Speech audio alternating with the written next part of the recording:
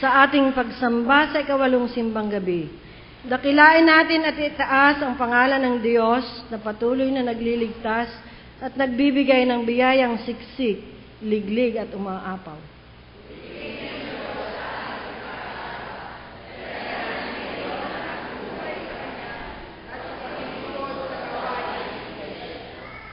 Halina tayong lahat, sama-sama nating ipahayag na ang Diyos ay makapangyarihan. Purihin natin Siya sa pamamagitan ng pag-aawitan at pagsasaya sa Kapaskuhang ito. Tayo po'y manalangin. Sa iyo, dakila naming Ama, Diyos na makapangyarihan sa lahat, kami po ay naririto, nagpapasalamat sa pagkakataong ipinagkaloob mo sa bawat isa sa amin.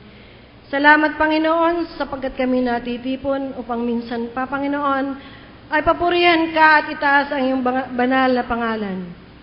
Sa hapong ito, Panginoon, kami ay buong kagalakang nagpapasalamat sapagkat minsan pa, Panginoon, ay kami ay pinagsama-sama mo upang minsan pa ay papurihan ka at dakilain ang iyong banal na pangalan. Ikaw nga po, Panginoon, ang sumama sa amin sa pananambahan namin ito. At ang iyong banal na Espiritu ang siyang gumabay sa amin at mag-ingat sa amin at patuloy na magbigay ng kalakasan at pag-asa sa amin, Panginoon. Hinihiling namin, Panginoon, ang kahinaan namin, ang kapatawaran sa aming mga pagkukulang at pagkakasala. Ito po'y aming isinasamo sa pangalan ni Jesus. Amen.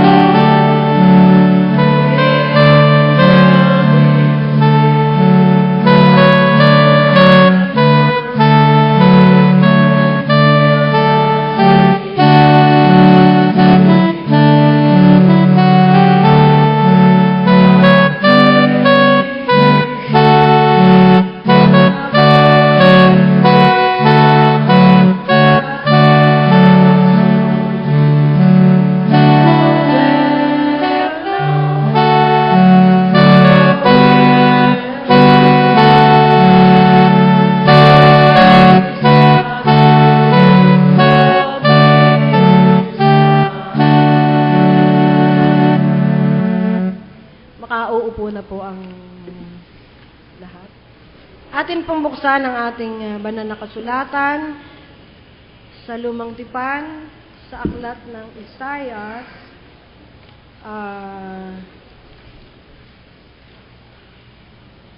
kabanatang 42, talatang 1 hanggang 7. Ang lingkod ni Yahweh. Sinabi ni Yahweh, ito ang lingkod ko na aking itataas, na aking pinili at kinalulugdan. Ibubuhos ko sa kanya ang aking espiritu at sa mga bansa ay siya ang magpapairal ng katarungan.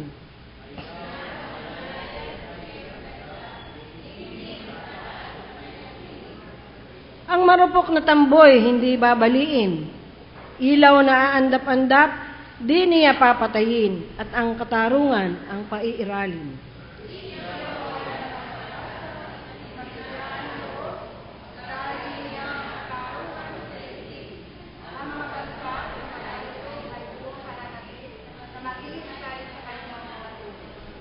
Ang Diyos ang lumikha at nagladlad ng kalangitan, lumikha ng lupa at nagbigay buhay sa lahat ng bagay dito sa daigdig. At ngayon, ang Panginoong Diyos ay nagsabi sa kanyang lingkod,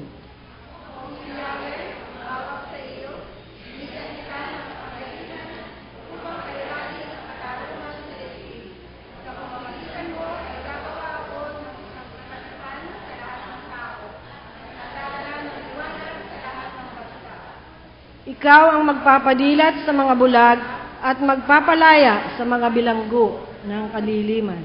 Pinagpala tayo ng Panginoon sa pagkabasa ng kanyang banal na salita.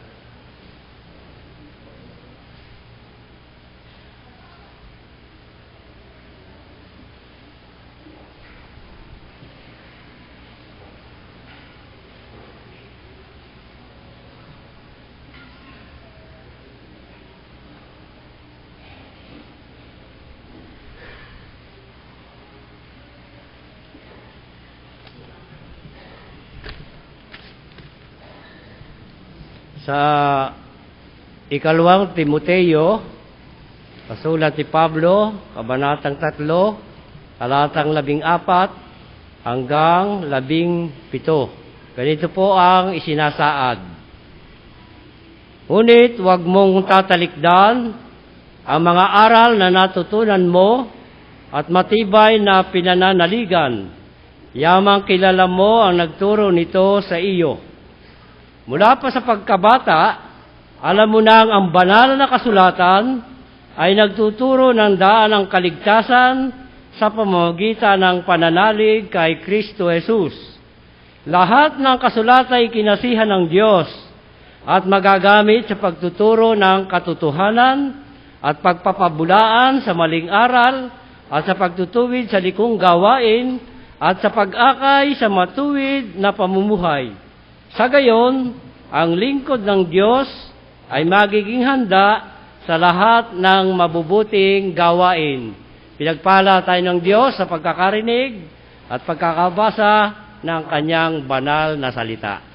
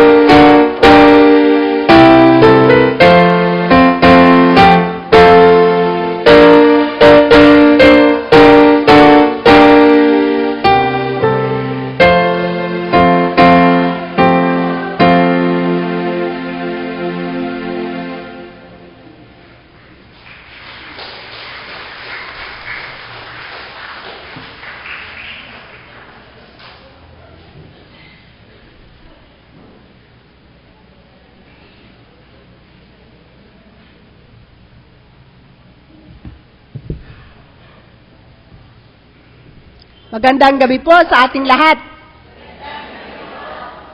Ayan, gising pa.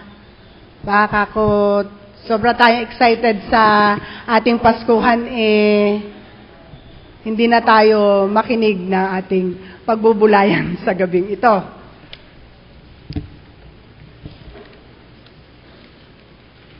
Hindi po lahat yan. 10 minutes lang po ang atin dahil shorten daw po ang ating worship. Yan, binabati ko po kayong lahat ng maligayang Pasko at nawa ang pagpapala ng Panginoon ay tanggapin nating lahat. Hindi lang po ng maliliit na bata, kundi lahat po tayo ay tatanggap na yan. Tayo po muna ay manalangin sandali. Panginoon, sa gabing ito, patuloy po kaming dumudulog, lumalapit sa inyong luklukan upang patuloy naming madama ang inyong presensya. Gayon din, Panginoon, ay buksan po ninyo ang aming puso't isip upang lalo naming maunawaan ang inyong mensahe sa amin sa gabing ito. Ito po ang aming panalangin, Panginoon, sa pangalan ni Jesus. Amen. Ayan, nakakawalong gabi na po tayo. Ikawalong gabi na po ng ating simbang gabi. At ang title po ng ating pagbubulayan ngayon ay ang pagtuturo sa tahanan. Marami po dito sa atin ang mga magulang, hindi lang magulang, kundi ang profession ay teachers. Pwede po bang tumaas ang kamay ng mga guro? Dadalwa lang? 3? 4? Ay, nahiya ang mga teacher. Oy, marami pong salamat. Ayan ang ating mga teachers. Pero ngayon po, hindi lang po teachers ang nagtuturo. Ano po? Lahat po ay ng magulang ay magtuturo sa kanilang sambahayan. Hindi lang po sa mga anak, maaaring meron tayong mga pamangkin, pinsan, yan po ay kultura ng Pilipino, extended family sa isang tahanan.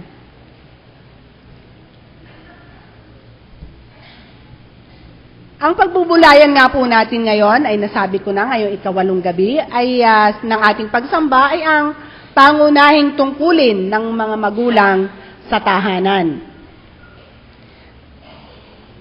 Sa paaralan ay natutunan natin na ang basic need na kailangan daw po ng tao ay shelter, food, clothing, and water. Hala, kumain nga kayo at pag kayo nabulunan, di kayo tigok. At kung walang water, kasama po ang water. Ano po? Subalit, alalahanin natin na hindi lang po ito ang dapat na i-provide ng mga magulang sa kanilang pamilya. At iyan po ang ating tatalakayin ngayon. Nasa sentro po tayong parati ang magulang sa basic need. Nakakalimutan po yung isa pang pangunahing tungkulin ng mga magulang sa isang tahanan. Ito po ang pagtuturo ng salita ng Diyos. Ang pagkatao ng mga anak ay nakasalalay sa gawaing ito ng mga magulang.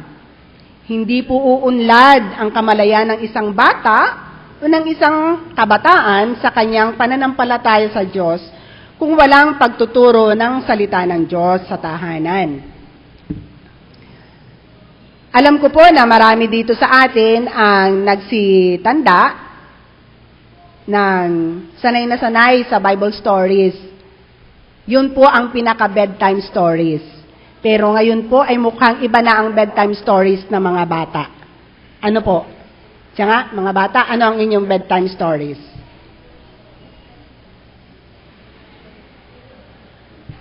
Yan. Tama? Tama daw. Huwag po nating iasa sa Christian education ng Iglesia ang pananagutang ito ng mga magulang. Opo, meron po tayong Sunday School, Vacation Church School, at marami pang gawain kung saan itinuturo ang salita ng Diyos. Subalit, wag nating kalilimutan bilang magulang na ito ang ating pangunahing tungkulin sa ating tahanan. Ito po ang sinasabi sa atin ng sulat ni Pablo sa 2 Timothy na ating binasa kanina o nang binasa ni Pastor kanina. Si Timoteo ay isang kabataan na hinubog ng magulang sa salita ng Diyos mula sa pagkabata. Ang kanyang pananampalataya ay natutunan niya sa kanyang lola Loida at sa kanyang inang si Eunice. Tunghayan po natin ang ilang gabay upang malaman natin ang kahalagahan ng pagtuturo ng salita ng Diyos. Ang una po, ang pagtuturo po ng salita ng Diyos ay panghabang buhay na kurso. Hala mga bata, mag-aaral kayo ng walang graduation. Payag ba kayo? Hindi sila payag ng walang diin. Pero pag kayo'y magulang na, papayag din kayo. Natatawa sila. Bakit po panghabang buhay na kurso? Kasi po hindi ito nagtatapos pagkaraan ng 2, 4, or 10 taon pagka po medisina. Di po ba? Yun ang mahabang kurso ng pag-aaral. Katulad sa mga kursong pang-universidad at kolehiyo, ang pagtuturo ng salita ng Diyos ay nagsisimula sa sinapupunan pa lamang ng ina. Marami po mga nanay ngayon, lalo pat yung mga modern mothers na they are really trying na maging ma-practice ng tama sa palagay nila ang parenthood. Lalo pat yung mga excited nung magpakasal sila, excited na silang maging magulang. Kung ano-anong mga gadgets ang kanilang binibili at inilalagay sa kanilang tiyan. Uy, may risk po yun, ha? Pero, dahil gusto siguro nilang maging matalino ang kanilang, extra bright ang kanilang mga anak. Nung isang araw sa SM, nakita ko yung isang nanay, pilit niyang pinababasa dun sa kanyang 3-year-old or 4-year-old son, yung karatula sa post office, nabasa ng bata. So, he is very well trained. At talagang hands-on palagay ko ang kanyang nanay. Ang sabi po ng ating pinagbubulayan sa ngayon, kahit po kagampan o hindi at naging baby na si baby, ugaliin ang pagsisimba. Kahit po kagampan, yun po'y alam ng baby sa sinapupunan. Hindi po kung kailan lang may panahon. Ang ibinibigay natin kay Jesus ay extra time, ha? Dapat po ay all the time. Dalhin sa iglesia ang mga anak at makita na sila ay nag-aaral ng Sunday School. Hindi po susuguin ang anak na anak, punta ka na sa church at ikaw ay umattend ng Sunday School bago mag-worship. Pero siya matitira sa bahay. Paano natin aasahan ang isang bata na maging palasimba kung tayong magulang ay naiiwan sa bahay sa maraming kadahilanan? Parating busy si daddy, may appointment kay boss, may appointment sa kliyente. Ang sabi nga po sa Galatians 6:7, ang part nito, ganito po ang sinasabi, kung ano ang inihasik ng tao, ay iyon din ang kanyang aanihin. Tuloy-tuloy po ang pag-aaral ng edukasyong Kristiyana, mula sa paglilihi at matatapos lamang sa kamatayan. Sabi nga natin, walang graduation sapagkat ito ay panghabang buhay na pag-aaral. Ang ikalawa po, ang salita ng Diyos ay sinisimulang ituro ng mga magulang. Mahalaga na kilala ang nagtuturo ng salita ng Diyos. Katulad po ng ating binasa sa teksto, ang nagturo kay Timoteo ay ang kanyang lola at ang kanyang nanay. Sila ang nagmulat sa kanyang kaalaman sa pananampalataya. Ang mga magulang ang matatanda sa pamilya na may malaking impluwensya sa mga bata na matuto ng salita ng Diyos. Hindi po ang teacher sa Sunday school. Dahil una po nilang kilala ang kanilang parents. Di po ba? O hindi kilala ng mga bata ang kanilang parents? Mali yun. Ano mga bata? Kilala niyo ba ang parents nyo? Of course. Sa Efesos 6:4, mababasa dito ang instruction sa mga magulang. Buksan po ninyo ang inyong Bible. Kung wala po kayong dalang Bible, baka po may Bible dyan sa inyong kalapit, ay inyo pong buksan. May instruction po sa mga magulang dito. Meron pong huwag at dapat na gawin ang mga magulang. Ano po ba yung mga huwag? Huwag ninyong ibuyo sa paghihimagsik laban sa inyo ang inyong mga anak. Ano po ang mga ito? Yung po mga salitang hindi maganda. Ang parating pagkagalit. Ito po ay nagbubunga ng paghihimagsik sa kalooban ng mga batang munti. At ito rin ang gagayahin nila pagdating na sila ay tumungtong na ng adulthood. Awayan, bangayan ng mag-asawa na nakikita ng mga anak. Ang mag-asawa naman po ay hindi perfect. Pwede naman pong, may discussion po ang mag-asawa, pero hindi po kailangang nasa harapan ng mga anak. Ang isa pa po ay huwag malabis na kahigpitan. Si Kuya Ben po ay gumamit ng illustration ng tungkol sa pag-aakay sa mga anak dahil ang kanyang tema ay ang pamilya. Di po ba? Pero gagamit naman po ako ng iba. Alam niyo po bang ang tubig ay pwede niyong hawakan sa inyong kamay? Dangan nga lang, hindi kung ano yung magkakasya dito. Pero itikom ninyo ang inyong kamay at matatapon ang lahat ng tubig na laman ng inyong kamay. Yan po ay walang itinulad sa paghihigpit sa mga anak. Kapag sobra pong higpit, ay mag-aalpas. Kapag naman po maluwag naman tayo, ay baka po ang tingin naman nila ay okay lang o hindi kami mahal, pinababayaan kami. So dapat po ay tama lamang. Yung kaya nga po ang tubig para inyong ma-hold sa inyong kamay ay kailangang nakaganyan. Hindi po nakaganyan. Ano po? Hindi mahigpit. Maluwag na tama lamang, hindi malabis, hindi mahigpit, tama lamang upang mahawakan ang tubig. Ano naman daw po yung mga dapat? Palakihin sila sa tuntunin ng Diyos. Turuan ang mga anak ng pananalangin. Huwag po nating intayin na sila ay umabot sa confirmation class para sila ay maturuan ng pananalangin.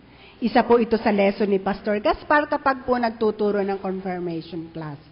Wala pong marunong manalangin. Bakit po? Yeah, you answer the questions, mga parents. Pagsimba. Sabi ko nga po kanina, huwag nating itaboy ang mga bata. Don't let the child go, ask the child to go to church, but bring the child to church. Ang pagkakaloob. Ang mga bata po natin, ay ako po'y natutuwa, bagaman ito ay maliit, ay ibinibigay nila ang kanilang offering para kay Jesus. Di po ba? Masaya magbigay kay Lord, mga bata?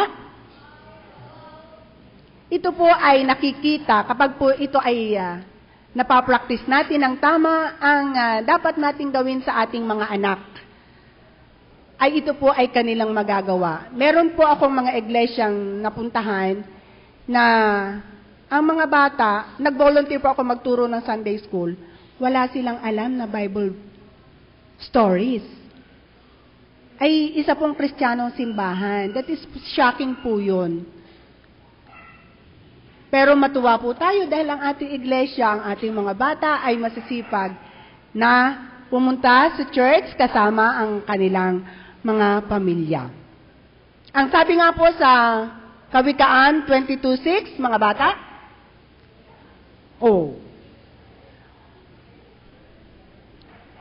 Train up a child the way he should go, so that when he is old, he will not depart from it. Dapat po ay ititrain natin. Hindi po sila ititrain ng kapitbahay at hindi lang po sila ititrain ng school. Ang mga magulang po ang unang magtitrain sa kanila. Palakihin sa aral ng Panginoon. Ito po yung ikalawa sa dapat gawin ng magulang. Maraming magulang na sa murang edad ng bata ay tinuturuan na ng mga makabagong teknolohiya at maraming impormasyon tungkol sa daigdig. Meron pong mga 2 years old, bago pa lang nagsisimulang magsalita, hawak ay iPad, nag-games, para si mami ay hindi abalahin. Ito po ay nakakalungkot. Sa maagang gulang ay nasasaga po niya ang radiation na dulot ng makabagong teknolohiya. At nakakaligtaan niya ang pagtuturo sa kanyang anak tungkol sa pananampalatayang Kristiyano. Ang ikatlo pong importanteng gabay sa kung bakit kailangan ituro ang salita ng Diyos ay ang paghahanda para sa mabuting gawain. Katulad po sa school, maraming books ang kailangan, textbook. Palakihan na ngayon ng bag ang mga bata. Hindi na magkamayaw. Ang liit ng bata, malaki pa sa kanya ang kanyang bag. Sa Christian education, ano lamang ang dala, mga bata? Ano lang ang dapat dalhin? Bible. Diba ang dali? So dapat dala nyo ang Bible nyo. Nag-confirmation na kayo. Yan. Sabi ng mga bata, sa Christian education, Bible lamang ang dala. Hindi sangkatarbang textbook na hindi na kayang dalhin ng bata. Ulitin nga po natin ang Kawikaan 22:6. Basahin po natin sa Tagalog.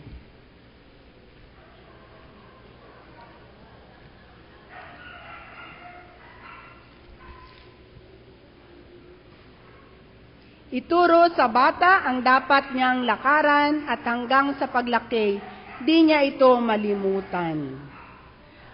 Marami pong school na ito po inilalagay nila sa isang part ng wall na ito ay makikita ng mga magulang at ng mag-aaral. Ito po ay paalala sa tuwina kapag ito ay kanyang nakikita. Dito po sa ating school, ito po ay nakasulat sa harapan ng kantin. Dahil lahat po halos ng estudyante pumupunta sa kantin at gayon din po ang mga magulang. Maraming paaralang Kristiyano ang may mga nakasulat sa parte ng school na makikita sa lahat ng oras ang verse na ito bilang paalaala sa mga magulang. Katulad po ng ating McGill Memorial School. Malaking problema na ng lipunan ang kriminalidad at maraming nasasangkot dito na nasa murang gulang. Ito po ang nagiging bunga ng kadalasay pagkukulang natin bilang mga magulang.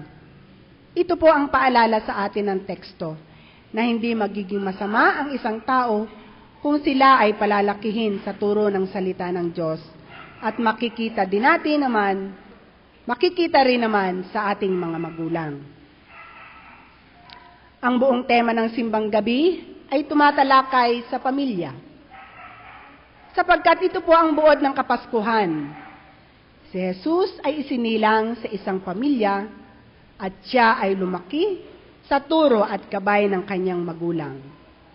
Ang sabi nga po sa part ng Luke 2:52, umunlad ang kanyang karunungan at lalong kinalugdan ng Diyos at ng mga tao. Amen.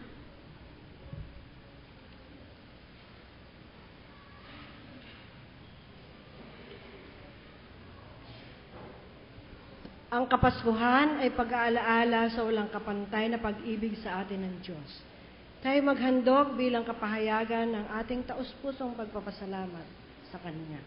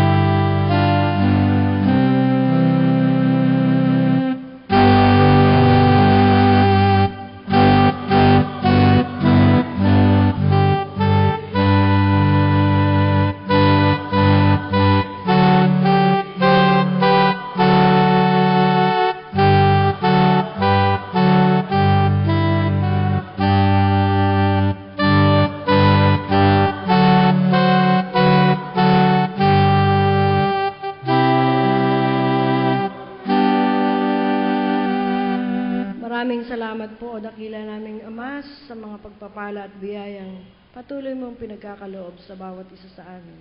Salamat po, Panginoon, sa mga kamay na patuloy na nagsisipaghandog. Loobin mo nga po na ang mga handog na ito ay magamit at gamitin sa pagpapalaganap ng iyong banal na ministeryo dito sa lupa. Sa pangalan ni Jesus. Amen.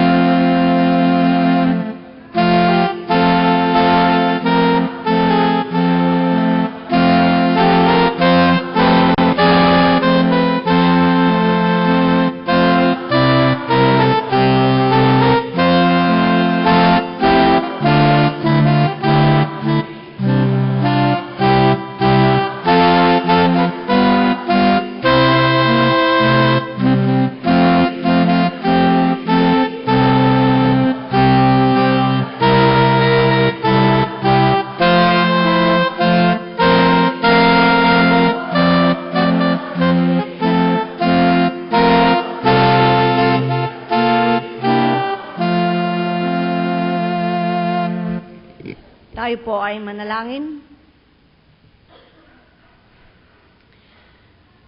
Sa ikawalong gabi, O Diyos, ng aming pagdalo sa mga pananambahan, nagpapatuloy na lumalalim ang pag-unawa ng bawat isa sa amin sa kahulugan ng Pasko.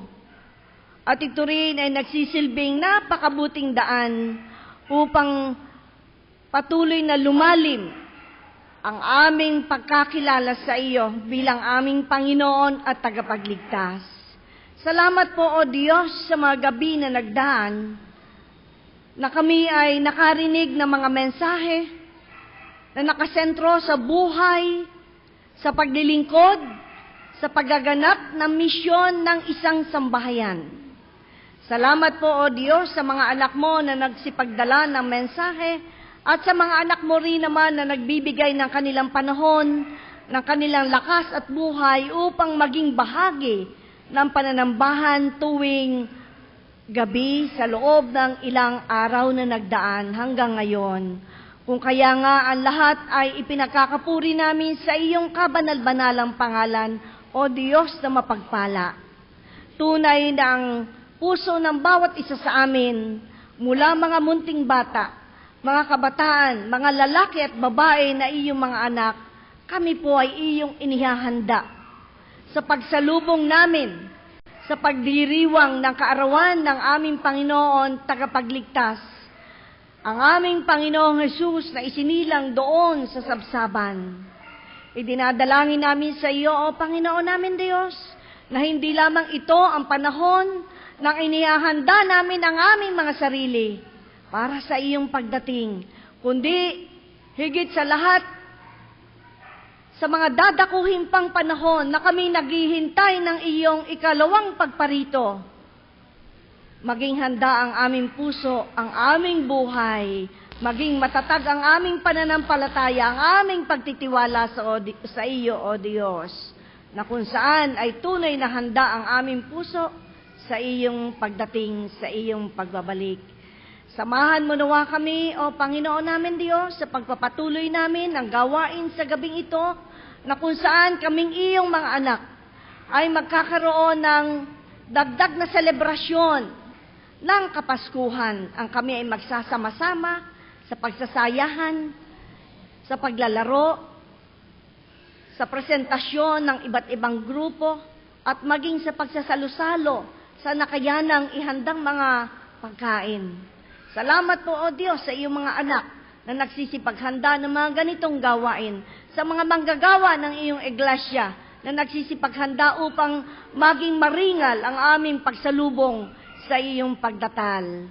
Sumasamo kami sa gabing ito, O dakilang Diyos, na ang mensahe ng Pasko ay mapatimo sa puso ng bawat isa sa amin, na kami sa loob mismo ng aming sambahayan, sa loob mismo ng sambahayan ng iglesia, at sa sambahayan ng aming pamayanan, kami, O Diyos, ay magsasaganap ng pag-iibigan, ng pagmamahalan, ng pagtuturuan, bilang bawat isa sa amin ay nagsisilbing daluyan ng iyong katuruan.